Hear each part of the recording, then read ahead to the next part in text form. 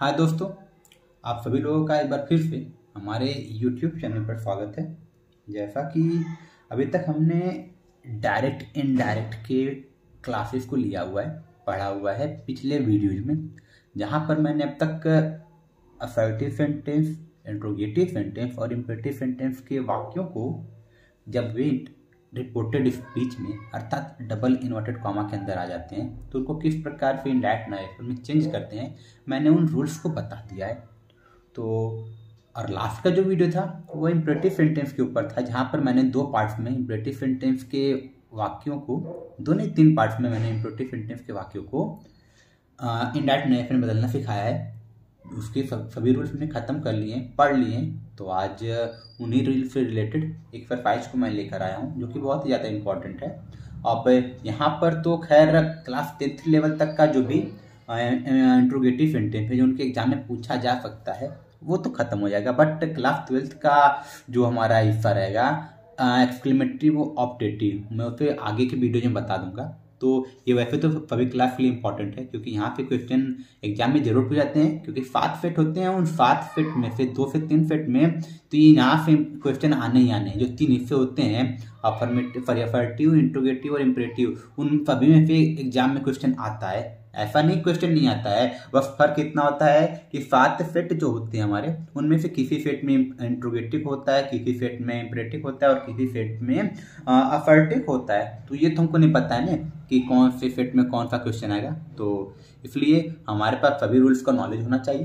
तो चलिए आज इस एक्सरसाइज को कर लेते हैं, जो कि किसके ऊपर बेस्ड है, इम्पेरेटिव सेंटेंस के ऊपर बेस्ड है, जिसको हमें इनडायरेक्ट नरेशन में कन्वर्ट करना है, चेंज करना है। तो आज का हमारा पहला क्वेश्चन है, the master said to his servant. अब रिपोर्टेड स्पीच में क्या बोला गया है, bring me a cup of milk. तो देखिए ब्रिंग से स्टार्ट है, जो कि वर्ब की फर्स्ट फॉर्म है, फुल स्टॉप लगा हुआ है, और जब फुल स्टॉप आता है और वर्ब की फर्स्ट फॉर्म होती है तो सेंटेंस बनता है इम्पेरेटिव। और ऐसे वाक्यों को ट्रांसलेट करने के लिए जहाँ पर वर्ब की फर्स्ट फॉर्म आई हो तो हम लोग उस वाक्य का भाव देखते हैं कि कौन सा भाव है, आदेश का है, सलाह का है, सुझाव का है, प्रार्थना का है। तो उस भाव के अकॉर्डिंग ही हम लोग रिपोर्टिंग वर्ब में परिवर्तन करते हैं, बदलाव करते हैं, चेंज करते हैं। तो यहाँ पर हम लोग देखेंगे कि कौन बोल रहा है, बोलने का मास्टर कर रहा है, मालिक कर रहा है, किससे कर रहा है, अपने सर्वेंट से कर रहा है। और जब भी मालिक अपने नौकर से कहेगा तो डेफिनेट है वो ऑर्डर ही देता है। तो उस केस में सेड टू को रिमूव करेंगे और सेड टू की जगह किसका प्रयोग करेंगे, ऑर्डर्ड का। तो ये क्या हो जाएगा, the master ordered his servant. तो ये हो गया, हमने कन्वर्ट कर लिया। अब कॉमा और डबल इन्वर्टेड कॉमा हटाते हैं जब वर्ब की फर्स्ट फॉर्म से प्रारंभ होता है। वहां पर क्या करते हैं, टू उस वर्ब की फर्स्ट फॉर्म से पहले प्रयोग करके उसे क्या बना लेते हैं, इन्फिनेटिव बना लेते हैं। क्यों बनाते हैं, इसका रीजन आप पिछले वीडियो में जाकर जान सकते हैं। तो ये हमने टू ले दिया वर्ब की फर्स्ट फॉर्म से पहले, और यहाँ पर मी का प्रयोग किया गया है। मी हमारा है प्रोनाउन, और प्रोनाउन में ये फर्स्ट पर्सन है, ऑब्जेक्टिव केस में है। तो फर्स्ट पर्सन जब भी आता है उसको चेंज करते हैं उस वाक्य में आए हुए रिपोर्टिंग पार्ट के, या अर्थात कर सकते रिपोर्टिंग वर्ब के स्पीकर के अनुसार। तो ये हो गया हमारा स्पीकर, द मास्टर, और ये मास्टर है तो जो मैस्कुलिन जेंडर को डिनोट कर रहा है। और जब मैस्कुलिन जेंडर को डिनोट कर रहा है तो मैस्कुलिन जेंडर के लिए आने वाला प्रोनाउन क्या होता है, वो ही होता है सिंगुलर के लिए। तो ये क्योंकि सिंगुलर भी है तो यही आएगा इसके स्थान पर, अगर सब्जेक्ट का स्थान पर लिखना होगा तो। बट यहाँ पर तुमको ऑब्जेक्ट चाहिए, क्योंकि जो भी प्रोनाउन चेंज होता है वो अपने जो केस को है नहीं छोड़ता है, अर्थात केस तो वही आएगा। तो ही के अनुसार ऑब्जेक्टिव केस क्या हो जाएगा, यहाँ पर हिज हो जाएगा द मास्टर के अनुसार। तो हिज ब्रिंग, सॉरी हिज नहीं होगा, सॉरी ऑब्जेक्टिव केस चाहिए नहीं, तो हिम होगा। देखिए मैं भी मिस्टेक कर रहा हूँ, तो यहाँ पर ऑब्जेक्टिव केस चाहिए, तो ही का ऑब्जेक्टिव केस क्या होता है, हिम होता है। तो ये क्या हो गया, to bring him a cup of milk. तो इस प्रकार से आज का पहला सेंटेंस डायरेक्ट नरेशन का हमने उसको किस में कन्वर्ट कर लिया है, इनडायरेक्ट नरेशन में। तो बढ़ते हैं अगले सेंटेंस की तरफ, the beggar said to my mother please give me some food. तो फिर से हम लोग देखेंगे कि वाक्य का प्रारंभ प्लीज से हुआ है, जिसके बाद वर्ब की फर्स्ट फॉर्म है। तो definitely the given sentence is belong to imperative sentence. तो हम लोग क्या करेंगे, जब इसको इनडायरेक्ट में चेंज करेंगे तो हमारे लिए काम, इस बार काम आसान हो गया है। कैसे? क्योंकि यहाँ पर प्लीज का प्रयोग हुआ है, एक रिस्पेक्टेबल वर्ड है, और जब प्लीज पर काइंडली मैडम जैसे रिस्पेक्टेबल वर्ड्स रिपोर्टेड स्पीच में आते हैं तो हम लोग क्या करते हैं, हम लोग रिपोर्टिंग वर्ड चाहे वो फेड हो चाहे वो फेड टू हो, उसको हमेशा किस में चेंज करते हैं, रिक्वेस्टेड में चेंज करते हैं। और यहाँ पे ये जो रिस्पेक्टेबल वर्ड होता है, सर प्लीज काइंडली मैडम से कुछ भी जो हो उसको क्या करते हैं, हटा देते हैं। तो इसको हम लोग चेंज करेंगे तो ये क्या हो जाएगा, द बेगर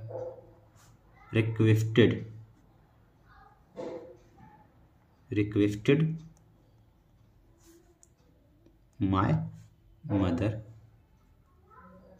अब यहाँ तक तो क्लियर है। अब यहाँ से प्लीज को हटाएंगे क्योंकि इसका अर्थ रिक्वेस्टेड में ही आ जाता है, कॉमा भी हटेगा, डबल और इनवर्टेड कॉमा हटेगा। गिव है तो इस वजह से वर्ब की फर्स्ट फॉर्म है, तो यहाँ पर हम लोग क्या यूज करेंगे, टू गिव।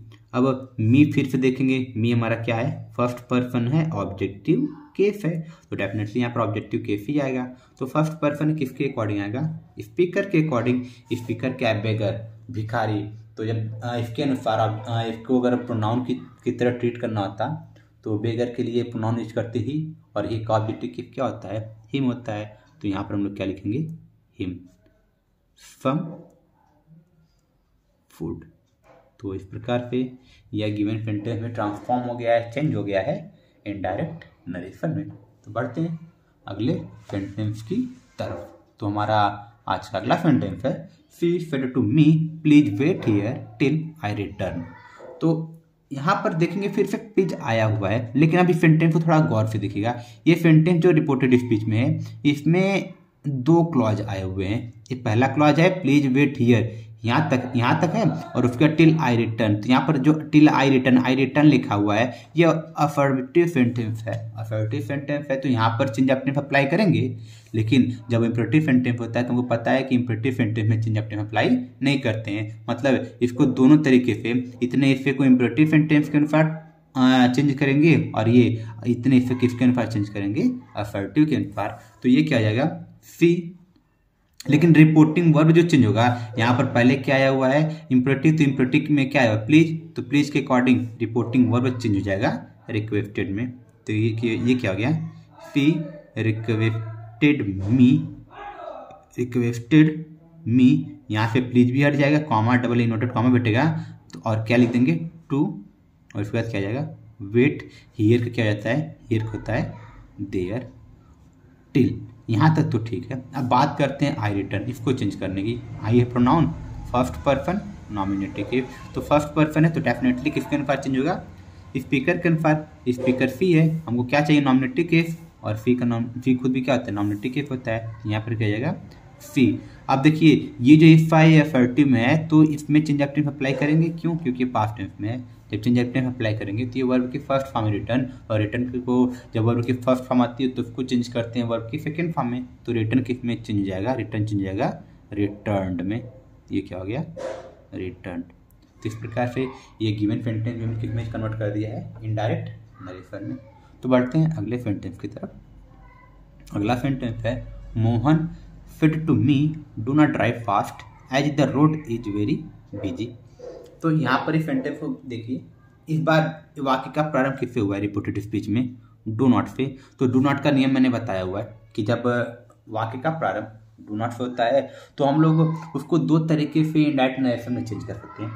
पहला तरीका होता है कि हम लोग डू नॉट को हटाएं, और डू नॉट को हटाने के बाद जो रिपोर्टिंग वर्ब हो उसकी जगह किसका प्रयोग कर दें, फॉरवर्ड का। या फिर एक कंडीशन और होता है कि हम लोग उस रिपोर्टेड स्पीच में आए हुए इंपरेटिव सेंटेंस के भाव को देखें कि आदेश का भाव है, सलाह का भाव या प्रार्थना का भाव है। उस भाव के अनुसार रिपोर्टिंग वर्ब को चेंज कर दें, रिक्वेस्टेड में, ऑर्डर्ड में या एडवाइज्ड में। उसके बाद जो डू नॉट होता है उसको किस में चेंज कर देते थे, नॉट टू में। तो चलिए मैं आपको कोशिश करता हूँ दोनों मेथड बताने की। तो पहले क्या करेंगे, चलिए पहला मेथड अपनाते हैं, डू नॉट को हटाएंगे और डू नॉट की जगह किसका प्रयोग करेंगे, फॉरवर्ड का रिपोर्टिंग वर्ब की जगह। तो ये क्या आ जाएगा, मोहन। अब फेड टू को रिमूव करेंगे, यहाँ पर क्या आ जाएगा, फॉरवर्ड, मोहन फॉरवर्ड मी। अब जब हमने इसको फॉरवर्ड में बदल लिया है, कॉमा डबल इनवर्टेड कॉमा हटाने में डू नॉट भी हट जाएगा, और ये जो वर्ब की फर्स्ट फॉर्म होगी इसके पहले क्या लगा देंगे, टू। To drive fast. तो ये हो गया। अब यहाँ तक तो क्लियर है। अब फिर से देखिए, जैसे वो भी ऊपर के सेंटेंस में असर्टिव सेंटेंस आया था, तो यहाँ भी असर्टिव सेंटेंस आ गया है, the road is very busy. तो अब जब ये असर्टिव सेंटेंस है और देखिए पास्ट टेंस में था रिपोर्टिंग वर्ब, फिर टू पास्ट टेंस में है, जब पास्ट टेंस में है तो यहाँ चेंज अपने अप्लाई करेंगे। तो ये क्या आ जाएगा, एज तो लिख लेंगे कॉमा के साथ, एज द रोड। अब ये यहाँ पर चेंज अपने अप्लाई करेंगे तो इज एम आर किस में आता है, यहाँ पर देखिए इज आया है तो इसका चेंज होगा या तो वाज में या तो वर में। तो ये देखिए सिंगुलर रोड है तो यहाँ पर क्या लिखेंगे, वाज, द रोड वाज। बचा शब्द क्या है, वेरी बिजी, तो यहाँ लिख लेंगे वेरी बिजी। तो इस तरह से ये सेंटेंस हमने ट्रांसफॉर्म कर लिया है इनडायरेक्ट नेशन में। बढ़ते हैं इसके दूसरे मेथड की तरफ, सेकेंड मेथड में और करके। तो उसमें क्या करना होगा, हमको इसके अनुसार इस जो इतना effect do not drive fast, इसके भाव के अनुसार रिपोर्टिंग वर्ब को चेंज करना होगा। और हमको पता है कहा जा रहा है कि गाड़ी तेज मत चलाओ, मोहन ने मुझसे कहा, तो ये फला दे रहा है, गाड़ी तेज मत चलाए तो फला हो गया। और जब फला है तो इस केस में रिपोर्टिंग वर्ब किस में चेंज जाएगा, एडवाइज्ड में। ये क्या आ जाएगा, मोहन एडवाइज्ड मी। अब डू नॉट किस में चेंज जाएगा, डू नॉट चेंज जाएगा नॉट टू में, नॉट टू ड्राइव फास्ट। अब बाकी इफा जैसे ऊपर लिखा गया है उसी तरह लिख लेंगे, do not drive fast as the road was very busy, as the road was very busy. तो इस प्रकार से हमने इस गिवन सेंटेंस को भी इनडायरेक्ट नेशन में बदल लिया है। तो बढ़ते हैं अगले सेंटेंस की तरफ। जो हमारा अगला सेंटेंस है क्या कह रहा है, the cat said to the rats, let us start on a pilgrimage. तो अब यहाँ पर ध्यान दीजिए कि वाक्य का प्रारंभ किससे हुआ है, रिपोर्टेड स्पीच में लेट अस से हुआ है। तो मैंने लेट के 3 रूल्स बताए थे कि लेट की प्रारंभ होने वाला वाक्य या तो सुझाव या प्रस्ताव को दर्शाता है, या फिर प्रार्थना को दर्शाता है, या फिर ऑर्डर यानी कि आदेश को दर्शाता है। और सुझाव या प्रस्ताव कब दिखाता था, जब वाक्य का प्रारंभ किससे हो जाए, लेटर से हो जाए। तो यहाँ पर देखिए लेट के साथ अफ जुड़ा हुआ है, तो अफ जुड़ा हुआ है तो यहाँ पर डेफिनेटली यहाँ पर या तो सुझाव या तो प्रस्ताव। तो ये क्या जाएगा, द कैट। तो अब जब सुझाव या प्रस्ताव दे रहा है तो फिर टू किस में चेंज करेंगे, या तो सजेस्टेड में या तो प्रपोज्ड में। यहाँ पर लिख लेते हैं सजेस्टेड, द रैट सजेस्टेड, पर the cat suggested the rats. यहाँ तक तो ठीक है, द रैट्स। तो देखिए अब यहाँ पे लेट को रिमूव करना होता है कॉमा डबल इन्वर्टेड कॉमा के साथ, और कंजक्शन लिखते हैं दैट। और जैसे दैट आता है, दैट के साथ अब जो प्रोनाउन आएगा, मतलब ये जो अफ है, अफ कहने को तो ऑब्जेक्टिव केस है, ठीक है, ऑब्जेक्टिव केस है, बट दैट के साथ जो प्रोनाउन आता है वो नॉमिनेटिव केस में आता है। तो यही वजह होता है कि हम लोग जो यहाँ पर लेट के साथ अफ आता है उसको नॉमिनेटिव केस आई या वी में चेंज करते हैं, सॉरी आई नहीं होता है, वी या दे में चेंज करते हैं। तो यहाँ पर अफ फर्स्ट पर्सन है तो स्पीकर को देखेंगे द कैट, नाउन है। अब जब नाउन होता है तो हमारे पास थर्ड पर्सन रहता है, तो हम लोग थर्ड पर्सन में उस प्रोनाउन को चूज करेंगे जो प्लूरल होगा। तो हमारे पास पता है कि थर्ड पर्सन दे होता है और हमको दे या वी में फिर कोई प्रयोग करना होता है। यहाँ पर वी कब आता है, जब हमारा स्पीकर आई होता है तब यहाँ पर वी करते हैं, लेकिन यहाँ पर स्पीकर द कैट नाउन है और नाउन थर्ड पर्सन होता है, और थर्ड पर्सन में क्या होता है, प्लूरल दे। और जैसे हमने दे लिखा दैट के साथ, ये लेटर से प्रारंभ होने वाला वाक्य था, तो इसके बाद जो हेल्पिंग वर्ब आता है वो क्या होता है, should. That they should start on a pilgrimage, pilgrimage. तो इस प्रकार हमने इस वाक्य को किस में चेंज कर लिया है, इनडायरेक्ट नरेशन में। तो आगे बढ़ते हैं अगले वाक्य की तरफ। Radha said let us see the picture, let's not said Meenu. तो ये इतना हिस्सा हमको देखेंगे राधा से लेकर पिक्चर तक, ये तो बिल्कुल ऊपर वाली तरह है, लेकिन यहाँ पर हमने क्या जोड़ लिया है, लेट्स नॉट सेड मीनू। और मैंने इसका भी नियम बताया था कि जब लेटर से कोई प्रस्ताव या सुझाव दिया जाए तो और उसके उत्तर में लेट्स नॉट का प्रयोग करते हैं तो उसको कैसे चेंज करते हैं, तो मैंने पीछे बताया हुआ है। तो देखते हैं इसको चेंज करते हैं इनडायरेक्ट नरेशन में। तो ये क्या जाएगा, लेटर से तो फिर से सजेस्टेड या प्रपोज, तो क्या जाएगा, राधा, चलिए यहाँ पर प्रपोज्ड का प्रयोग कर लेते हैं, राधा प्रपोज्ड, ये प्रपोज हो गया।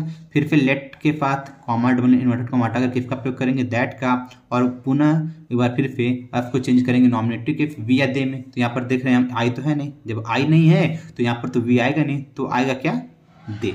और जैसे दे लिखा इसके बाद क्या लगेगा खुद से food. Radha proposed that they food. अब बचा उसका क्या है सी द पिक्चर, ये भी चेंज हो गया सी द पिक्चर।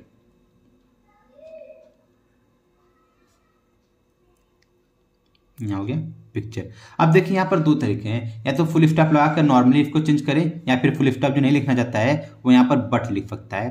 बट क्यों आता है, क्योंकि यहाँ पर इसका विरोध किया जाता है और विरोध दर्शाने के लिए कंजक्शन बट आता है। तो ये हो गया बट। अब लेट्स नॉट के लिए यहाँ पर फिर मीनू मीनून का है, तो पहले तो इसको अरेंज कर लें, ये रिपोर्टेड स्पीच बाद में, तो इसको जब उधर भेजेंगे तो इसका स्पीकर क्या है मीनू, तो यहाँ पर लिखेंगे मीनू। तो इसके लिए दो तरीके थे, या तो हम लोग लिख लें वाज अगेंस्ट इट या फिर ऑब्जेक्टेड इट। तो ये क्या जाएगा but Meenu was against it. ये वाज अगेंस्ट इट जो आया है अगेंस्ट इट, ये पूरा आया इसका लेट्स नॉट और फिड की जगह, इस पूरे की जगह क्या प्रयोग किया गया है, जो स्पीकर था स्पीकर तो हमने एज इट इज लिख दिया, उसमें कोई चीज नहीं। ये जो हिस्सा बच रहा था इस पूरे हिस्से हमने क्या लिख दिया है वाज अगेंस्ट इट, या फिर इस पूरे की जगह और क्या लिख सकते हैं ऑब्जेक्टेड टू इट, ऑब्जेक्टेड मीनू ऑब्जेक्टेड टू इट, इसका भी प्रयोग कर सकते हैं। ये भी रूल मैंने पीछे बता दिया है।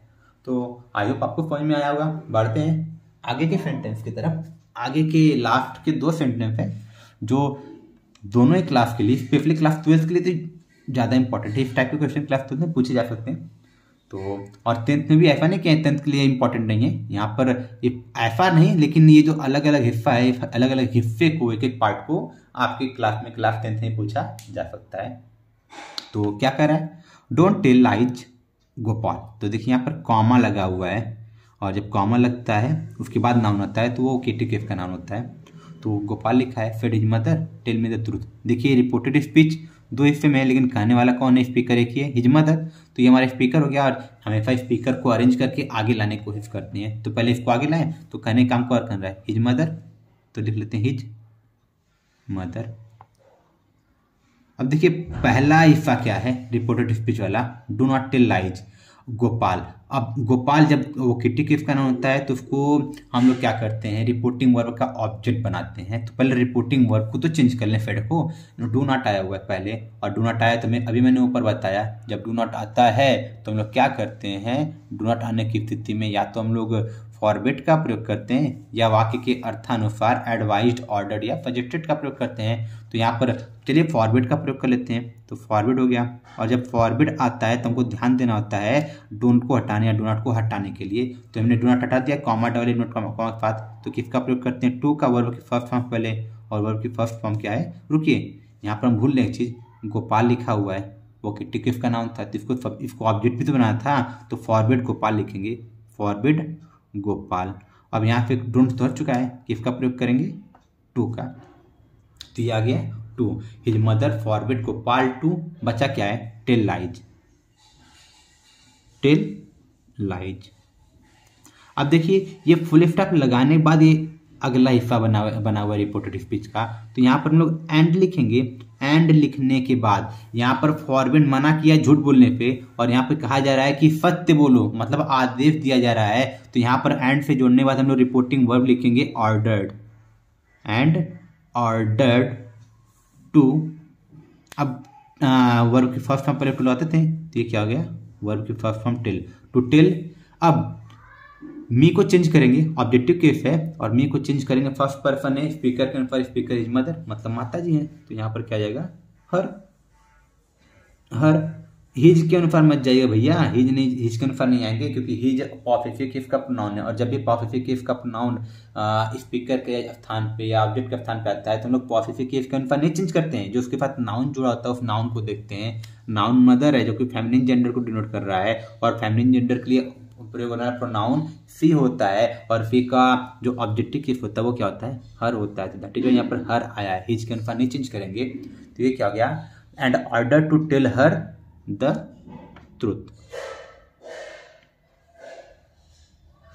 प्रकार से ये सेंटेंस बन गया। दोबारा देख लीजिए यहाँ पर ऑर्डर्ड क्यों आया हुआ है, क्योंकि देखिए फॉरबिड का प्रयोग तो कर लिए पहले वाले रिपोर्टेड स्पीच के लिए, और यहाँ पर फुल स्टॉप के बाद ये वाला रिपोर्टेड स्पीच आया हुआ है। यहाँ पर झूठ बोलने के लिए मना किया जा रहा है और यहाँ सत्य बोलने की बात कही जा रही है। और जब सत्य बोलने की बात की जा रही है, माता बोल रही है पुत्र से, तो यहाँ पर ऑर्डर दे रही हैं, तो ऑर्डर दे रहे हैं, तो फिर हमने खुद फिर रिपोर्टिंग वर्ब यहाँ पर, क्योंकि ये जो रिपोर्टिंग वर्ब है, ये रिपोर्टिंग वर्ब इन दोनों के लिए प्रयोग किया गया है। तो हमने यहाँ पर भी रिपोर्टिंग वर्ब खुद से क्या लिख दिया है, ऑर्डर्ड इस वाक्य में आए हुए भाव के अनुसार। ठीक है, तो अब आपको समझ में आ गया होगा कि यहाँ पर ऑर्डर्ड क्यों आया हुआ है। तो बढ़ते हैं आज की आखिरी सेंटेंस की तरफ। तो आखिरी सेंटेंस क्या है, drive as fast as you can, I don't want to be late, said the director to his driver. तो देखिए फिर से रिपोर्टेड स्पीच को पहला दिया है। तो पहले हम लोग रिपोर्टिंग स्पीकर और रिपोर्टिंग वर्ब को लिख लेते हैं। तो बोलने का काम कौन कर रहा है, द डायरेक्टर, ये हमारा हो गया स्पीकर। तो सबसे पहले क्या लिखेंगे, द डायरेक्टर, ये हो गया। अब डायरेक्टर किससे कह रहा है, अपने ड्राइवर से, तो ड्राइवर को डेफिनेटली डायरेक्टर क्या करेगा, ऑर्डर देगा। तो यहाँ पर रिपोर्टिंग वर्ब किस में चेंज जाएगा, ऑर्डर्ड में, the director ordered to his driver. यहाँ तक तो क्लियर है। अब कॉमा डबल इनवर्टेड कॉमा हटाकर वर्ब की फर्स्ट फॉर्म पहले क्या लिखेंगे, टू, तो ये टू हो गया, और वर्ब की फर्स्ट फॉर्म क्या है, drive, to drive as fast as.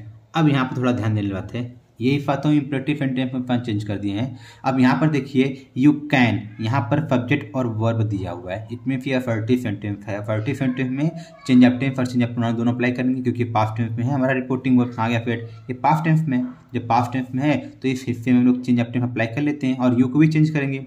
Second person है, किसका अनुसार चेंज होगा, यू सेकेंड पर्सन है, और नॉमिनेटिव केस है, क्योंकि वर्ब के ठीक पहले आया हुआ है, नॉमिनेटिव केस में है, और जब नॉमिनेटिव केस में है तो यहाँ पर नॉमिनेटिव केस का प्रोनाउन आएगा। सेकेंड पर्सन है, किसके अनुसार आएगा, ऑब्जेक्ट के अनुसार, ऑब्जेक्ट क्या है, हिज ड्राइवर, ड्राइवर है, तो ड्राइवर के अनुसार यहाँ पर क्या आ जाएगा, नॉमिनेटिव केस ही। चलिए यहाँ पर दोनों थर्ड पर्सन में है, यहाँ पर बीच ब्रैकेट में लिख दीजिए कंफ्यूजन बचने के लिए, ड्राइवर ही, और कैन का चेंज होता है, कैन को चेंज करते हैं डायरेक्ट नेशन में, कुड, तो ही कुड। अभी भी खत्म नहीं हुआ है, कॉमा लगाएंगे, फिर से आई डोंट वांट, क्योंकि अब आई क्या आ गया, आई हो गया हमारा फर्स्ट पर्सन नॉमिनेटिव केस, और जब फर्स्ट पर्सन है तो फर्स्ट पर्सन के स्पीकर के अनुसार चेंज करते हैं। ये डायरेक्टर भी हमारा मैस्कुलिन जेंडर है, थर्ड पर्सन में नाउन है, तो इसके लिए यहाँ पर आई की जगह क्या आ जाएगा, ही, नॉमिनेटिव केस के लिए, क्योंकि आई को तो चेंज करेंगे, प्रोनाउन है।